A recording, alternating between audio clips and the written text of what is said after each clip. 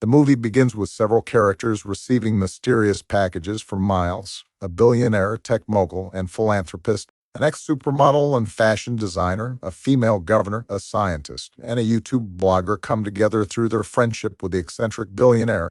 They work together to solve puzzles intricately woven into a seemingly solid wooden box, with some hints from outsiders. The intellectual cream of society solves the riddles one by one until they find a note inside inviting them to a private Greek island to solve the mystery of Miles' murder. Meanwhile, another character looks at the infamous box in her garage, unsure of what to do with it, and decides to smash it with a hammer, inadvertently revealing its contents. The action switches to the main character, a private detective named Benoit Blanc. He is lying in the bathtub, smoking a cigarette and playing Among Us on his phone. Since he is not very good at the game, he decides to switch back to his main profession and become a building manager. Fortunately, he receives a mysterious box. Blanc is waiting for the other guests at the pier. The guests gradually arrive, and although they know each other, they are unfamiliar with the detective. Soon, Mr. Miles' assistant appears. He is a man who has survived a training day and a fateful night. He sprays a special antiviral spray in the mouths of those present to prevent them from getting sick. When the guests are ready to board and set sail for a grueling luxury vacation, the last invitee, Annie Brand, arrives. Those gathered there do not seem to like her. She used to be Miles' business partner, but they had a recent falling out. Some are surprised that she accepted the invitation. The billionaire himself greets the arriving guests. He welcomes them, reminding them that they are all longtime friends except for Blanc, who stands apart. The host gives the guests a tour, showing them the mansion towering over the island, topped with a huge glass dome, which is also named after the house. While the old friends settle into their rooms, Miles asks Blanc for a private conversation. Upstairs, in the room in the middle of the glass dome, the billionaire asks the detective how he ended up on the guest list, as he did not send him an invitation. The protagonist wonders if someone could have returned the box to its original position and sent it to someone else after solving the puzzle. Assuming this version to be correct, the host still allows the detective to join them for the weekend. Later, at the pool, the guests notice that blogger Duke is wearing a gun on his swimsuit. They discuss their affairs, while Blanc wanders around, gradually learning various facts about those gathered there. They tell him about Bertie's career, a former model and current fashion designer whom the tolerant and progressive society dreams of canceling for her overly sharp statements. During the conversation, Miles tells Blanc that they are all disruptors here, each pushing society forward in their own fields. The billionaire's revelation is interrupted by Andy, who exposes the gathered guests, noting that each of them was saved by the host's wealth when their careers were on the verge of collapsing, and now they all fear losing his favor. While walking around the island, the detective eavesdrops on conversations among the guests. The assistant to the fashion designer begs the billionaire not to force Bertha to give a speech, as it could ruin both the hostess's and her employees' careers. The blogger Duke, like a dirty voyeur, spies on his girlfriend cheating on him with Miles. And behind Duke, Blanc is spying on him. In the evening, guests gather for dinner. The host hands out glasses of their favorite wine to each guest. As a gift, Blanca receives a spicy sauce specially brought from an exotic country. Among other decorations in the room behind armored glass, which reacts even to minor irritants, hangs an original painting by Leonardo da Vinci, the Mona Lisa. The billionaire borrowed it from the French government for a week in exchange for financial assistance. The painting is needed for show. The following week, Miles organizes a global premiere of a new cheap fuel synthesized from seawater.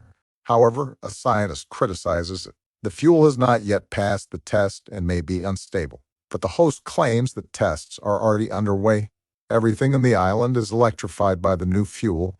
Gathering around the table, the host reveals that he has planned a role-playing game. He will supposedly be killed, and the guests must investigate the crime, name the killer, and the motive. The task is not an easy one, but Blanc uses her skills to solve the case in just a couple of minutes. She uncovers the case that was carefully planned by a detective author hired specifically for this purpose. Disappointed, the host takes her to the office to hand over the perplexing prize, an iPad. There, Blanca reveals that she intentionally killed all the intrigue because she fears that someone among the guests may truly desire the death of the host. They have complex relationships, and the idea of murder has already taken root in their minds. The conversation turns to a napkin with a fuel scheme drawn on it, which is placed next to a photo of the guests hanging out and bonding a glass onion bar. Meanwhile, the guests downstairs discuss with Andy the fact that they are all financially dependent on Miles. She is the only one who dared to oppose him, which eventually led to a fight.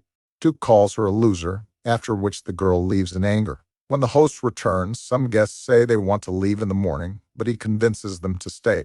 Duke receives a notification on his phone, which he is happy about. He shows Miles the message. The host, happy with the news, tells everyone about Blanca's suspicions that someone wants to kill him. He proposes a toast to friends and everyone drinks, but blogger Duke suddenly collapses and dies, leaving the detective unable to help him. Understanding that the house has now become a crime scene, Blanc asks to contact the police. They respond that they will arrive in the morning. Then the detective asks everyone present to go to their rooms and stay there locked up. They are about to disperse when Miles notices that the glasses from which Duke drank are signed with his name, which means that he is the true target of the killer. The owner asks the detective to save him, fearing that any of his former friends may wish him dead. Blanc searches for the blogger's phone, but he is nowhere to be found. In addition, the guests notice that the gun from the holster, which the victim never parted with, even in the pool, is missing. Miles begins to get nervous, fearing that he will be shot, especially since, according to the schedule, the power is turned off at 10 p.m. for the island game. In the darkness, illuminated only by the lighthouse, the guests panic and scatter like cockroaches from a slipper. Miles sneaks through familiar corridors, afraid to meet grateful friends. Blanc notices Andy and asks her if she took the gun. While they are talking, the mysterious killer's hand with a gun aims at them. A shot is fired, and Andy Brand falls. Blanc leans over the bloody body, unable to hold back tears. The others gather around. The detective asks them to go inside to begin the investigation, and then a flashback begins. A girl named Helen knocks on Blanc's door. She is holding one of the boxes that Miles sent out, and it's torn to shreds. Helen is the twin sister of Andy, who died a few days ago. Her body was found in a car in the garage, and investigators suspect suicide, but Helen doesn't believe it. After searching Annie's house, she discovers that before her death, Annie sent an email with a photo to all of her friends, who are also Miles' friends. The photo shows a red envelope, and Helen suspects that one of them killed her sister to hide the truth that she threatened to expose. Blanc convinces Helen to go to the island where Annie was invited shortly before her death and pretend to be her until the news of her death is made public. This approach will help confuse the real killer and expose them. Blanc also goes with her, pretending to have received an invitation box as well. They fly to Greece. The day before their visit, Helen dresses up in her sister's clothes and hairstyle and tells the detective information from her sister's personal diaries. It was Andy who introduced everyone to Miles, who helped them succeed. It was Andy who drew the new fuel diagram on a napkin. Miles directed all of the company's resources towards developing this project, but Andy objected, believing that the new type of fuel was unstable and explosive. Andy left the company trying to sue for half of the credit, but since she didn't keep the original napkin, Miles convinced the others to testify in court that he was the author of the scheme. Several years after these events, Andy finds the original drawing, puts it in a red envelope, and sends a threatening photo to all those involved. The next day, the conspirators head to the island. Helen, pretending to be Andy, wanders around the area, talking to others, listening in on conversations, and trying to figure out who among the guests had the motive and opportunity to kill her sister. She discovers that the guests have their own career problems and difficulties in communicating with each other. When she tells the detective about this, Blanc instructs Helen to fake a fight after dinner and leave supposedly insulted to search the guests' rooms. They might be holding evidence in the form of an envelope with a napkin to show Miles. That's exactly what she does while a tragedy with blogger Duke unfolds in the hall. In the process, she receives a notification on her phone. News of her sister's death is leaked to the media and the entire internet is buzzing. If this becomes known on the island, her legend will be exposed. Helen meets Blanc when the lights go out to say she found nothing, but then someone shoots at her. However, the bullet hits her sister's diary in her inner pocket. Blanc gives her the sauce given to her by Miles to simulate blood and smears it on her own eyes to cry. While Helen is pretending to be a corpse, a drop of sauce gets into her nose, almost ruining the new legend. While the detective distracts the audience, unnoticed Helen sneaks into the last room. She didn't have time to search the owner's office upstairs. There she finds the infamous envelope hidden straight into a nostalgic installation with a memorable photo from the bar. Meanwhile, Blanc accuses Miles of being a skilled organizer, but far from the genius he is credited with. In fact, he is quite stupid.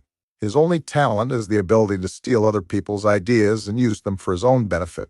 Next, Blanc says that the owner himself gave Duke his glass and then said he took it by mistake. The motive for the murder is that Duke saw the billionaire leaving Andy's house on the day of her death when they all gathered outside her home, but didn't catch her herself.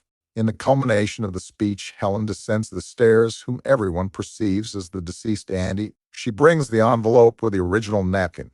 Blanc explains that when the billionaire found out about the threat of losing his company, he poisoned a girl. And when Duke learned of Andy's death, he compiled the facts and began blackmailing Miles, for which he paid the price. The billionaire poured pineapple juice into the blogger's glass, which he has a strong allergy to. As evidence, the detective uses a napkin from the glass onion bar. Unlike Miles' forgery, it has the company's embossed logo on it. However, the billionaire did not lose his composure and simply burned the evidence. With no tangible evidence, Blanc cannot help Helen. In court, witness testimony will clearly not be in her favor because all the guests will continue to protect the host for their own prosperity.